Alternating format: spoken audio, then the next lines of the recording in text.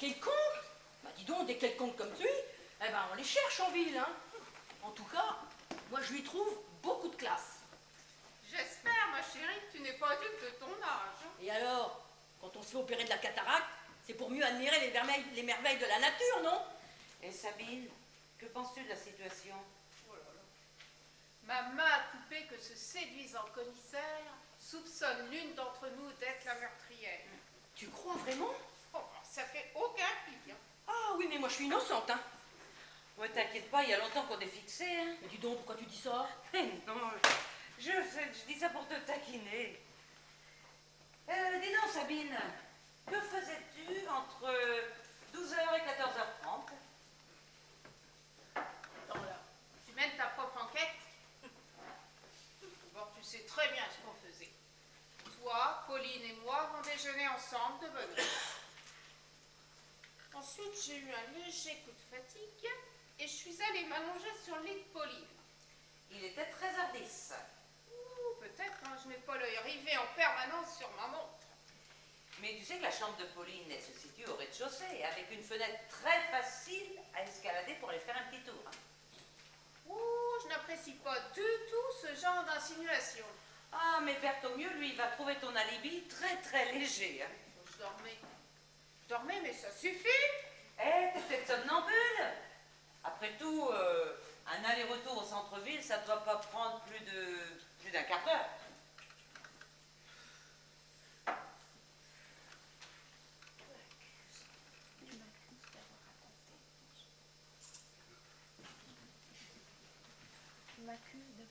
Tu m'accuses d'avoir attenté à la vie de cette Irma Santos? Moi non, mais notre flic, lui, il aura certainement moins de scrupules, crois-moi. Oh là là, mais c'est épouvantable. Ne t'inquiète donc pas pour moi, Dorothée. Toute ma vie, j'ai fait front à l'adversité. Et c'est sans doute pas aujourd'hui que je vais baisser les bras. Mais non, mais enfin, c'est épouvantable parce que moi je suis comme toi. Je ne peux pas justifier mon emploi du temps. Oh. Ce midi, tu as été déjeuner avec ta copine Nadine. La belle marinière, tu dois bien avoir une trentaine de personnes qui pourront en témoigner. Mais non. Nadine a annulé le resto. Elle est clouée au lit avec une fièvre de cheval. Bah du coup, moi je me suis retrouvée toute seule chez moi. D'ailleurs, je me suis préparé un steak tartare au poivre. Ah, mais c'est sûr que le steak tartare, il pourra pas témoigner en ta faveur. Hein.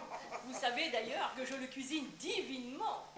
C'est Oscar, mon ami de New York, qui Oh, écoute, tu radotes 20 fois que tu nous l'as raconté, cette anecdote. Vous voulez que je vous dise? Eh ben, le temps va se gâter. Hein. Ah bon? Ils ont annoncé de la pluie. Mais non, je parle au figuré. Toutes les 5, nous avons été occupés de façon isolée. Alors, notre commissaire, malgré ses apparentes manières doucereuses, il ne va pas nous lâcher comme des proies.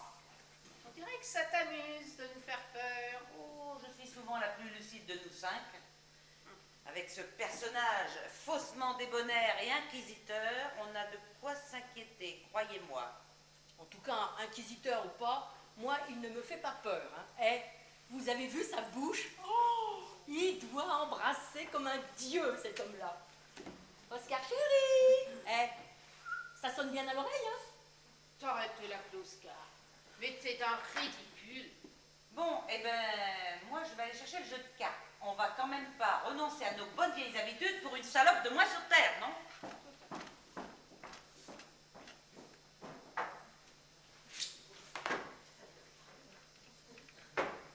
Dorothée, tu fais l'amour.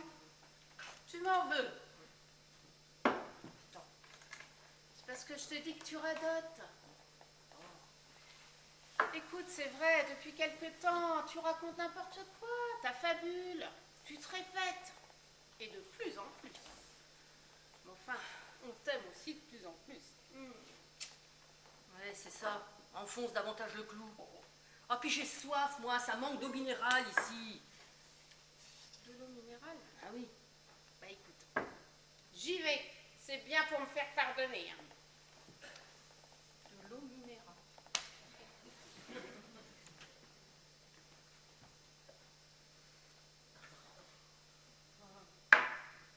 De l'eau minérale.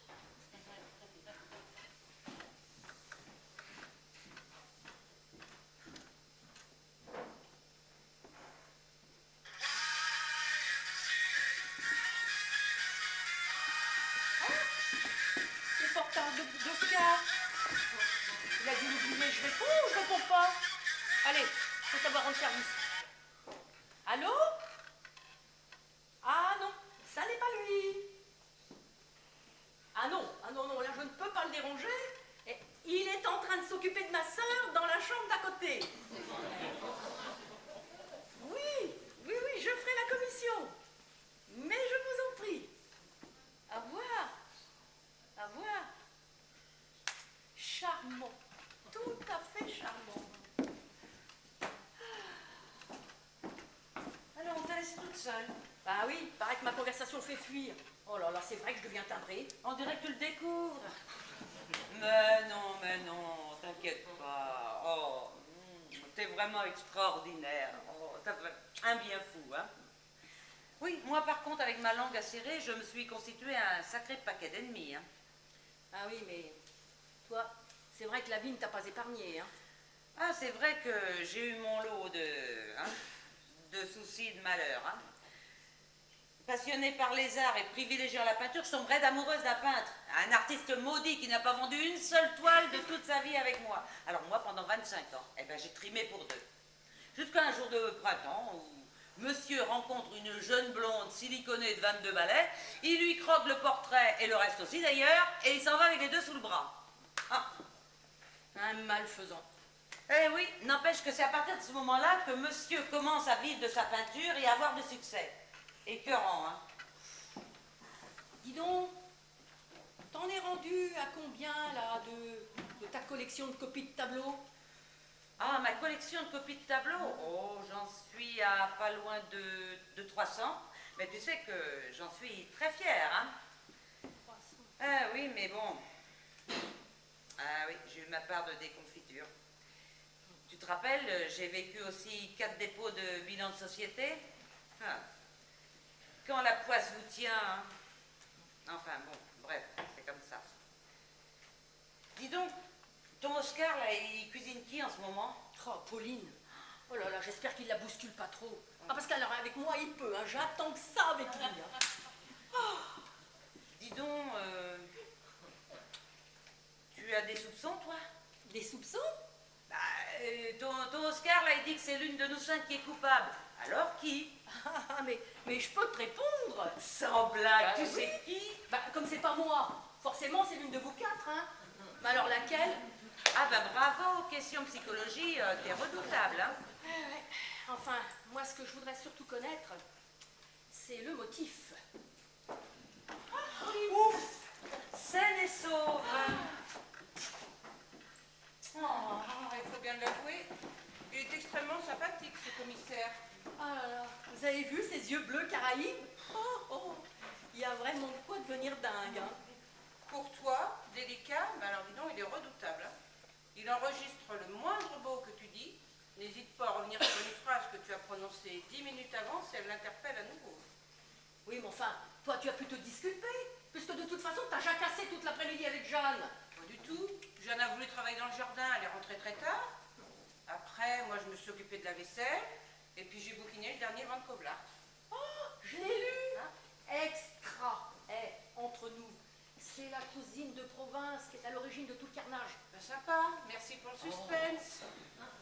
Là, Maggie, figure-toi que Berthomu a passé un coup de fil. Ah, bah, il a 2 portables, alors? Est-ce qu'il en a laissé un là-bas, sur la petite table? Écoute, et en tout cas, il veut faire examiner ton manteau. Ah bon, mais qu'est-ce qu'il lui prend? En voilà une idée. Il a déniché 3 taches rouges dans le bas de ton habit. Bizarre, ça. Comme c'est bizarre. Quoi? Qu'est-ce qui est bizarre? Ben, de vendre un manteau de cette qualité avec 3 taches apparentes. Elle t'a fait une réduction, moi. Oh, mais de quoi je m'occupe? Il a même précisé qu'un expert devait passer le prendre. Ah bon? Alors je vais rentrer chez moi tout à l'heure, sans vêtements sur le dos. Ah ben elle est incroyable, ce policier. Je peux te prêter une de mes vestes si tu veux. Oh non, merci, nous n'avons pas les mêmes goûts. Nous n'avons surtout pas les mêmes moyens. Dis donc, Maggie, les 3 taches là sur ton manteau, si ça se trouve, c'est du sang. Du sang de la victime. Enfin, Maggie, c'est pas possible. C'est pas toi, c'est pas possible. Mais comment ça, ce serait pas possible? Ne nous emballons pas. Attendons l'expertise. Et toi, Maggie, tu ne dis rien, tu ne réagis pas. Mais je ne me sens pas du tout mise en cause. Et pourquoi ces taches ne seraient-elles pas tout simplement des taches de friandises? Mais tout le monde sait que la grosse Irma se gavait de gâteaux à la framboise. Ouais, c'est très crédible ce que tu dis. Hein. Oh, et puis vous m'agacez, hein, je n'ai pas à me justifier. Du jus de pamplemousse et de l'eau minérale pour tout le monde. Chacun se sert. Oh là là là là, moi je suis déçue. Écoute, la prochaine fois, c'est toi qui amèneras les boissons de chez toi. Mais je dis pas ça pour ça. Moi je suis déçue parce que j'avais prévu d'aller au cinéma à la séance de 18h30. Et ben avec tout ça, voilà, c'est râpé. Et tu voulais aller voir quoi? Ben il y avait Clo-Clo ou alors le dernier Brad Pitt. Ah, l'éternelle midinette. J'en ai entendu parler. Le stratège? Il paraît qu'on le voit nu la moitié du film. Le cinéma permanent, ben, c'était le bon temps. Hein. On va vraiment finir par croire que t'es une obsédée sexuelle. Je vous ai pas raconté l'autre jour au Mercury Palace. Oh, mais nous le Un savons. homme très séduisant m'a abordé. Hein. Authentique, hein. Tu as téléphoné à chacune d'entre nous pour nous raconter ton incroyable aventure. Bon, alors, ça y est, ça se confirme. Je deviens sénile. Non, mais t'inquiète donc pas. Si toutefois un jour tu dois rentrer en maison de repos, je te promets que nous te la choisirons avec de séduisants vieux messieurs. Oh, ça va. Hein. Le type du cinoche, de toute façon, il n'avait pas 50 ans. Et puis de toute façon, c'est la tranche d'âge que je préfère. Et t'as voulu t'en payer une tranche. Mais raconte, parce que moi, je suis pas dans la confidence. Hein. Alors figure-toi que l'autre jour, un beau brun m'a abordé. Et il t'a simplement demandé l'heure. Et cela ne voulait pas dire qu'il voulait passer l'heure qui suivait en ta compagnie. N'empêche, nous étions nombreux. Hein, et c'est à moi qu'il a demandé l'heure. Ça veut tout simplement dire que t'es une tête à donner l'heure. Ne vous dérangez pas. C'est pour moi. Justement, commissaire, je souhaiterais une explication au sujet. Mais quel mufle! Tu dis ça, mais c'est quand même pas à n'importe qui qu'on demande l'heure. Oh, la barbe. Dorothée, tu es pénible. Dorothée Martin, je vous prierai de m'accompagner. Oh oui, monsieur Oscar, où ça se passe où? Je poursuis mes interrogatoires dans la pièce voisine. Mais auriez-vous l'amabilité de me communiquer l'heure? Ma montre s'est arrêtée. Alors, les bêcheuses? Hein? C'est quand même pas à n'importe qui qu'on demande l'heure. Hein? Bon, alors, il est 17h30, monsieur Oscar. Et au fait, vous avez oublié votre portable là-bas. Je vous remercie.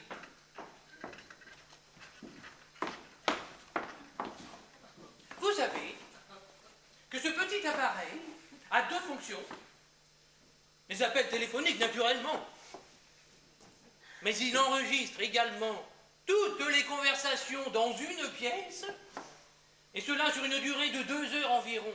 C'est un outil très précieux. C'est plutôt gadget votre truc, là, non? Et d'une indiscrétion totale. La technologie, au service de la police, très efficace, très instructif. Parce que là, tout de suite, vous le faisiez fonctionner. Évidemment. Pourquoi je me gênerais? Eh ben, permettez-moi de ne pas apprécier. Hein. Oscar! Oscar, je te languis! Alors vous, on se calme. Allons-y.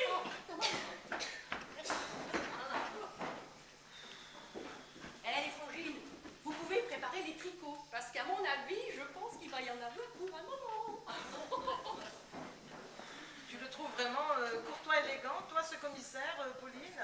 Dans le propos, mais ses méthodes le sont un peu moins. Ah, je me demande bien ce que Dorothée va pouvoir lui conter. Son passé, ses souvenirs. Et dis-moi, son Albert, là, il n'avait pas fricoté avec Irma? Ou je me trompe? C'est vrai. La pauvre Dorothée pleurait toutes les larmes de son corps à l'époque. Je crois même qu'elle a failli se séparer de lui un moment. Pourtant, Albert n'était pas un coureur. Non, mais cette Irma l'avait envoûté, alors. Je ne me souviens plus trop comment cette histoire s'est terminée.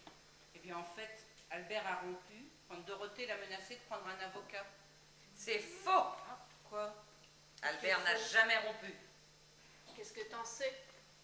Parce que je les ai vus un jour dans une auberge à une 50aine de kilomètres d'ici. Lorsqu'il m'a aperçu, le cher homme, il est devenu comme pétrifié. Tiens, quelle coïncidence étonnante. Eh ben, pas de peau pour lui, tu veux dire. Le lendemain, il est venu me voir en me suppliant de ne rien révéler à Dorothée. Oh, le sale idée. Et tu as su tenir ta langue? Ben évidemment, je devais changer de voiture, alors Albert s'est proposé de me dépanner financièrement. Et t'as accepté? Ben avec enthousiasme, j'étais dans une sacrée mouille, je n'avais pas de quoi remplacer ma vieille voiture pourrie. Et puis en plus, j'évitais un gros chagrin à ma sœur. Alors il fallait vraiment être conne pour refuser, non? Ça se discute. Eh ben c'était tout discuté. D'ailleurs, 2 ans après, j'avais déjà remboursé complètement Albert et ça faisait déjà plusieurs mois que son élixir d'amour peinturluré avait pris le maquis avec perte et fracas. Et tu crois que Dorothée ne s'est aperçue de rien?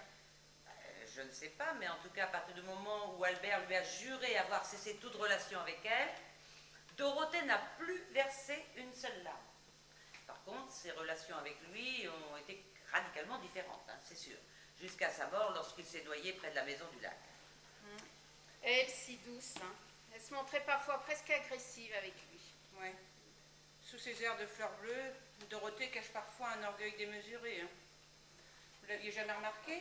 Si ça se trouve, l'humiliation qu'elle a subie, elle ne l'a peut-être jamais pardonnée à Albert. Tu laisses entendre que... Rien du tout, mais en pareille circonstance, il y a des femmes qui se vengent, même des années plus tard. Dorothée, une meurtrière, c'est impensable. Je ne sais pas. Sinon, qui a tué? Ça arrangerait bien tes affaires que ce soit Dorothée, non? Comment? On les oublie un peu trop vite, tes 3 petites taches rouges, là. Hein. Et j'irais même un peu plus loin dans la pensée de Jeanne. Pourquoi ne pourrait-on pas imaginer que pour une raison ou pour une autre, tu sois retourné dans la boutique de cette Irma Santos? Faites la coupe, hein? Pur mensonge! Pourquoi tu t'énerves d'un coup? Tu répands le trouble sans complexe, quoi? Mais bande de vaches! Ça vous arrangerait bien, n'est-ce pas, si vous appreniez ma culpabilité? Ah oui, la plus riche des frangines, toujours trop gâtée par la vie, et qui de plus va bientôt hériter d'une fortune. La loi stipule qu'une meurtrière reconnue est automatiquement fouée de tout héritage. Et que l'argent revient automatiquement aux proches, c'est-à-dire à la famille, c'est-à-dire nous en l'occurrence. Mais c'est une excellente nouvelle. Oui, ça. mais tu peux toujours te brosser, vipère. Oh là là là là là là. Eh bien, que se passe-t-il? Il y a un problème?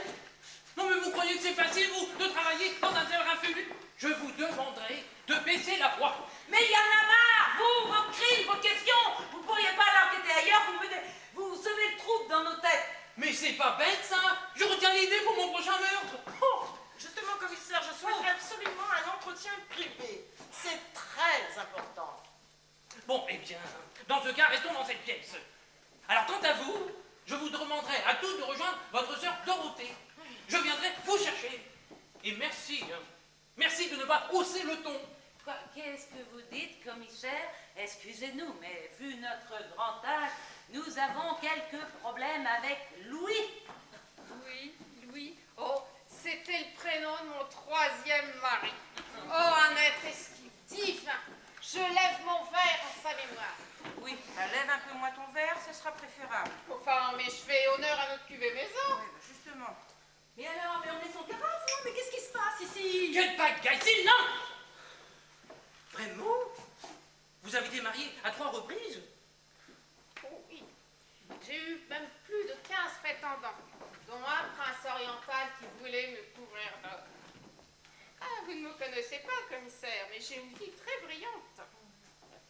Il y a quelques années, j'étais encore reconnue comme une reine du flamenco.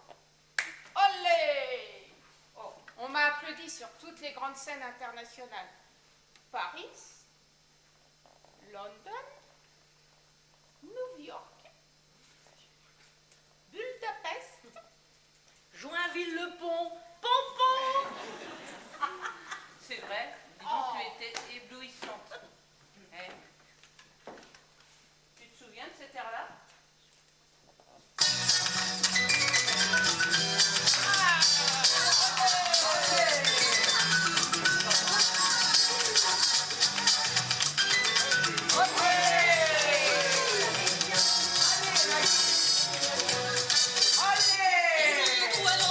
Di amare con la tua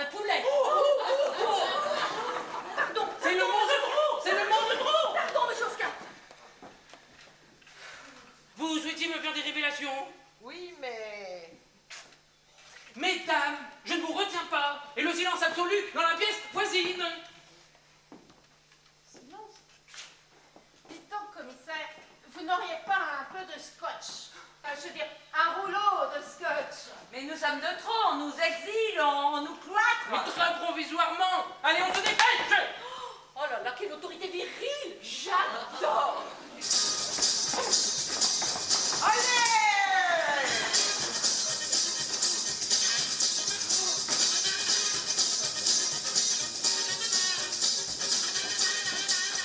Quelle famille! Quelle famille! Alors, comme ça, on me fait des cachotteries. Les révélations que j'ai à vous faire peuvent être très lourdes de conséquences pour moi. Voilà, je suis revenue à la boutique un peu avant 14h30. Tiens donc, poursuivez. J'avais demandé à Madame Santos de raccourcir les manches du manteau que je venais d'acheter et elle a gentiment accepté de faire cette retouche pendant l'heure du déjeuner. Oui, je tenais absolument à exhiber ce vêtement le jour même devant mes sœurs. Oh, je sais, c'est bête, ça manque d'humilité. Oui, et ensuite? Il était 14h20 en réalité. Je trouve la porte de la boutique entr'ouverte. J'imagine Madame Santos affairée. Et je pénètre donc à l'intérieur. Et aussitôt, je la découvre allongée sur le sol. Je la crois évanouie, je m'approche d'elle.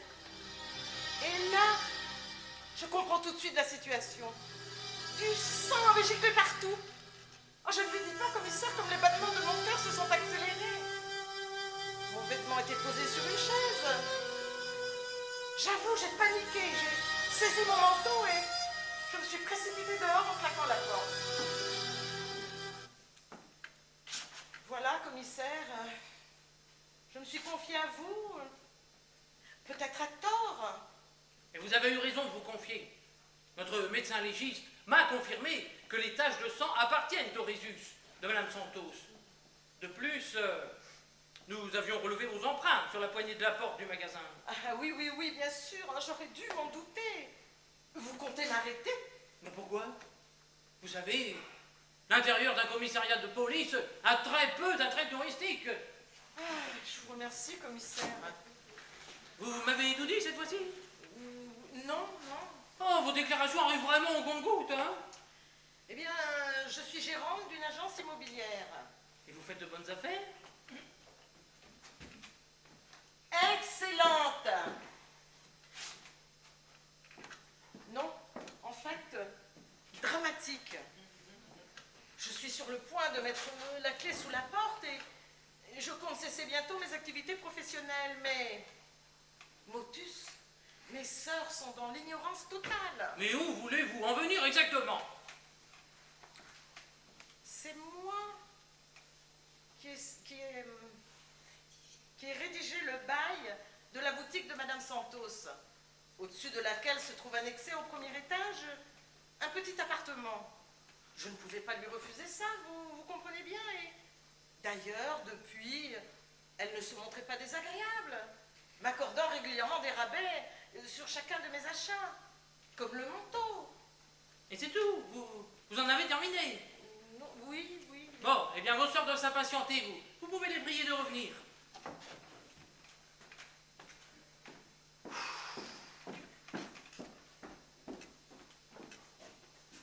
Allô? Oui, c'est moi. Que donnent les premières investigations? Et les commentaires des voisinages? Bon, alors écoute, tu files à son appartement et tu le fouilles, chaque pièce minutieusement. Elle doit bien avoir caché un agenda quelque part, moi je ne sais pas, dans un tiroir de commode peut-être. Mais il doit reprendre des noms, des adresses utiles. Je veux connaître son emploi du temps de ces derniers jours. Moi c'est ça, entendu. Tu me rappelleras vite, hein.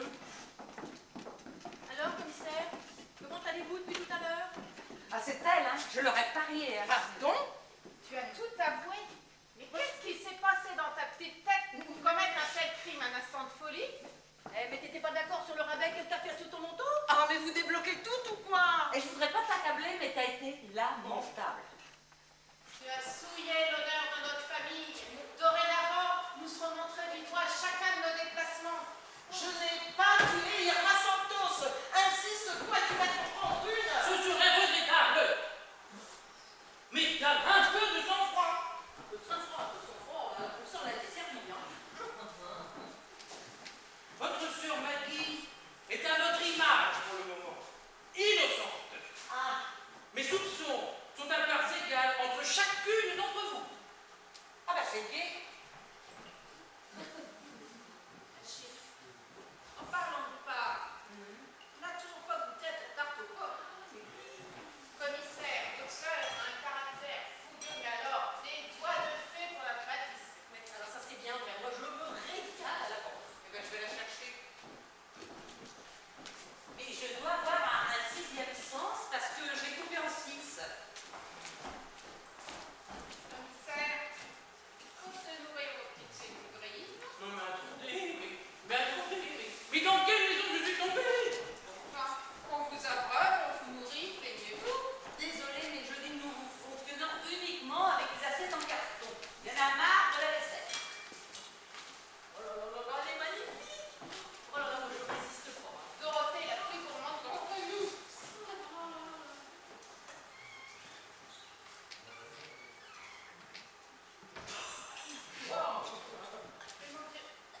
mais ça ne va pas, Dorothée. Et elle s'étouffe. Elle a dû avoir un noyau. Des pommes avec des noyaux, t'as vu jouer ça où, toi? Que personne ne touche la carte aux pommes. Il faut qu'on l'annonce. Elle est rouge et crevice, là. Hein. Oh, la tarte. On a jeté du poison dans la tarte. Qui? Et je veux savoir qui. Je vais immédiatement la faire analyser. Mais laissez-moi tranquille, je ne suis pas à l'agonie. Elle récupère. Mais qu'est-ce qui t'est arrivé? Raconte-nous. Enfin Jeanne, ta tarte est immangeable. T'as confondu le sucre avec le sel. Je sais bien que ça a la même couleur, mais quand même ça n'a pas le même goût. Zut, ce sont les mêmes boîtes. Mais quel entour, là. Tiens, vois ça, ça va faire passer. Ah, mais c'est vraiment la première fois que ça m'arrive. Hein. Ah, tu devais être très préoccupée, sans doute. Oh, dis donc, et quand on ne sait pas cuire 2 œufs sur le plat, on la boucle. Exactement. D'ailleurs, c'est bien pour ça que je la boucle aussi. Bon, bah, nous sommes privés de dessert, et ça ne devrait pas faire de mal à notre ligne de jeunes filles sur le retour. Jacques Martin, je vous demande de me suivre. Quoi, vous n'allez quand même pas me passer les menottes pour une tarte ratée. C'est une machination. On a voulu me compromettre. Un ton plus bas. Je ne vous ai pas encore questionné, c'est votre doux. Ah, mais pas dans mes sœurs. Évidemment.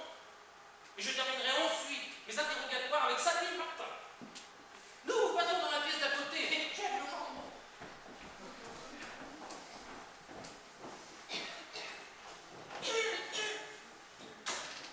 Comment ça commence cette partie de cartes?